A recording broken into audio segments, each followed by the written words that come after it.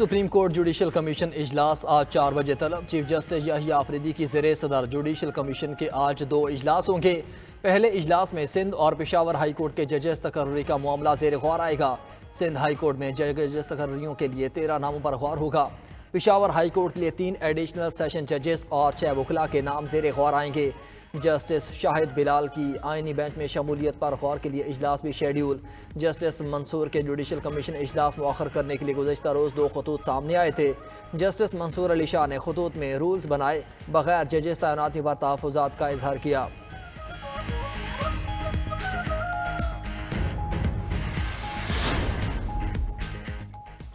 بانی P T آئی کے خلاف ملک بھر میں درج مقدمات کی تعداد میں مزید اضافہ۔ وزارت داخلہ اور اسلام آباد پولیس کی الگ الگ رپورٹ سامنے آ گئی۔ بانی پی ٹی آئی کے خلاف درج مقدمات کی تعداد 188 تک پہنچ گئی۔ وزارت داخلہ کی رپورٹ کے مطابق پنجاب میں بانی پی ٹی آئی کے خلاف 99 اور خیبر پختونخوا میں 2 مقدمات درج ہیں۔ اسلام آباد پولیس کی رپورٹ کے مطابق اسلام آباد میں بانی کے خلاف 76 مقدمات درج ہیں۔ ایف آئی اے میں بانی پی ٹی آئی کے خلاف 7 مقدمات انکوائریز زیر التوا ہیں۔ دوسری جانب پی ٹی آئی رہنما شیر افضل مروت اور علی بخاری کے خلاف 15 درج ہیں۔ اسلام آباد ہائی کورٹ میں رپورٹ جمع کرا دی گئی۔ شیر افضل مروت کی 20 دسمبر تک حفاظتی ضمانت منظور۔ راولپنڈی کی انسداد دہشت گردی عدالت نے عمر ایوب اور راجہ بشارت کو رہا کر دیا۔ عدالت کا اظہار برہمی۔ جج امجد علی شاہ نے ریمارکس دیے کہ پشاور ہائی کورٹ سے ضمانت ہونے کے باوجود کیوں گرفتار کیا۔ احمد چٹھا اور دیگر تمام ملزمان بھی رہا کر دیے۔ رہائی کے بعد میڈیا سے گفتگو میں عمر ایوب نے کہا کہ ہمیں پولیس لائنز میں غیر قانونی طور پر حراست میں رکھا گیا۔ غیر قانونی گرفتاری شہباز شریف، مریم نواز، آئی جی پنجاب اور ڈی پی او اٹک کے خلاف مقدمہ درج کراؤں گا۔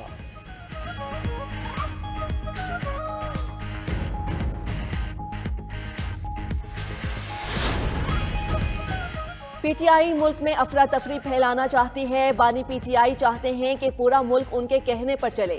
شرجیل میمن کہتے ہیں خیبر پختونخوا میں امن و امان کی صورتحال انتہائی خراب ہے۔ علی امین گنڈا پور میں ہمت ہے تو دہشت گردوں سے لڑے۔ علی امین گنڈا پور وفاق پر حملہ کرنے کے لیے تیار رہتے ہیں۔ کے پی کے کی حکومت کو اعلان کرنا چاہیے کہ وہ نااہل ہیں۔ رہنما پیپلز پارٹی سعید غنی کی ایم کیو ایم پر تنقید۔ کہا پرامن اور روشنیوں کے شہر کو ایم کیو ایم نے تباہ کیا۔ ایم کیو ایم اب کہہ رہی ہے واٹر بورڈ اور کے ڈی اے تباہ ہو گیا۔ ایم کیو ایم دور میں پینشن اور غریبوں کی ریٹائرمنٹ کی رقم کہاں گئی؟ بانی پی ٹی آئی کی اہلیہ بشری بی بی کہتی ہیں کہ بھاگنے والی عورت نہیں، مجھے ڈی چوک میں اکیلا چھوڑا گیا۔ جو لوگ روڈ خالی کر رہے تھے وہ گواہ ہیں۔ بانی پی ٹی آئی کے لیے نکلنے والوں کو کبھی اکیلا نہیں چھوڑ سکتی۔ جب میں نے وہاں سے ہٹنے سے انکار کیا تو میری گاڑی پر سیدھی فائرنگ کی۔ سمجھ نہیں آ رہا لوگ جھوٹ کیوں بول رہے ہیں۔ بشریٰ بی بی نے اسلام آباد احتجاج میں جاں بحق کارکن کے اہل خانہ سے ان کے گھر میں تعزیت بھی کی۔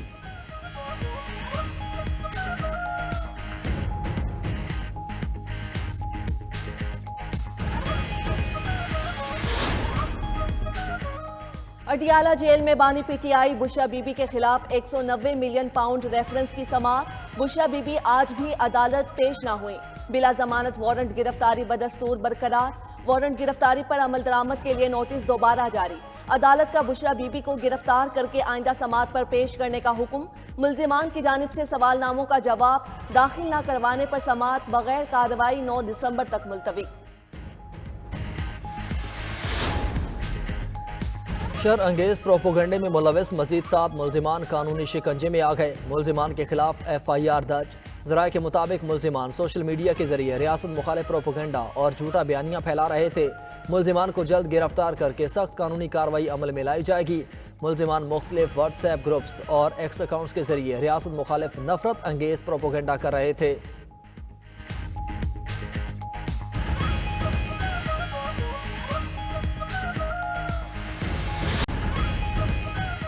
نائب وزیر اعظم اسحاق ڈار اور chairman Peoples Party Bilawal Bhutto کی ملاقات۔ معاملات کے حل کے لیے پیپلز پارٹی اور حکومتی کمیٹیوں کی ملاقاتوں پر اتفاق۔ ملاقات میں راجہ پرویز اشرف، سرفراز بگٹی، فیصل کریم کنڈی بھی موجود تھے۔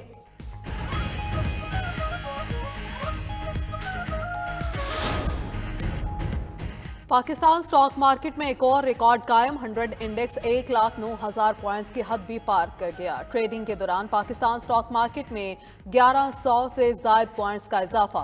100 इंडेक्स 1,09,422 पॉइंट्स की बुलंद तरीन सतह पर पहुंच गया। रवा माह के दौरान 5 कारोबारी सेशन में इंडेक्स में 8,128 पॉइंट्स का इजाफा हुआ।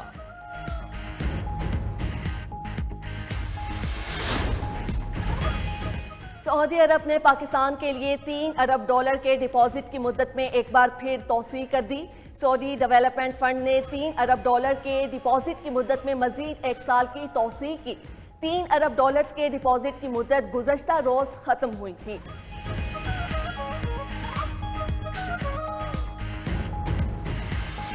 आईसीसी चैंपियंस ट्रॉफी के मामला तय। भारत ने पाकिस्तान का तजवीज़ करदा पार्टनरशिप फार्मूला मान लिया। भारतीय मीडिया का दावा। रिपोर्ट के मुताबिक पाकिस्तान की मेजबानी में चैंपियंस ट्रॉफी हाइब्रिड मॉडल की बुनियाद पर होगी। भारतीय क्रिकेट टीम अपने मैचेस दुबई में खेलेगी। पाकिस्तान भी अगले 3 साल तक भारत में शेड्यूल आईसीसी इवेंट के अपने मैचेस न्यूट्रल वेन्यू पर खेलेगा। ब्रेक थ्रू मोहसिन नकवी और आईसीसी सरबराह जय शाह की गैर रस्मी मुलाकात में हुआ। हतमी ऐलान आईसीसी जल्द करेगा। राय के मुताबिक पीसीबी के इसरार पर मामलात को मुआहदे की शक्ल दी जाएगी। पीसीबी ने शर्त रखी कि आइंदा आईसीसी इवेंट में पाकिस्तान और भारत के मामलात आईसीसी के फोरम पर ही तय होंगे। तयशुदा मामलात पर पाबंदी तमाम मेंबर बोर्ड्स के लिए लाजमी होगी।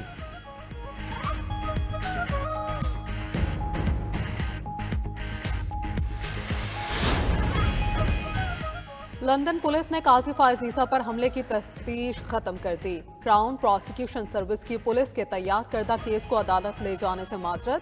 तफ्तीश खत्म होने के बावजूद पुलिस का वाक़े में मुलव्वस अफराद को वॉच लिस्ट में डालने का फैसला। पाकिस्तानी हाई कमीशन ने लंदन पुलिस को शिकायत दर्ज कराई थी।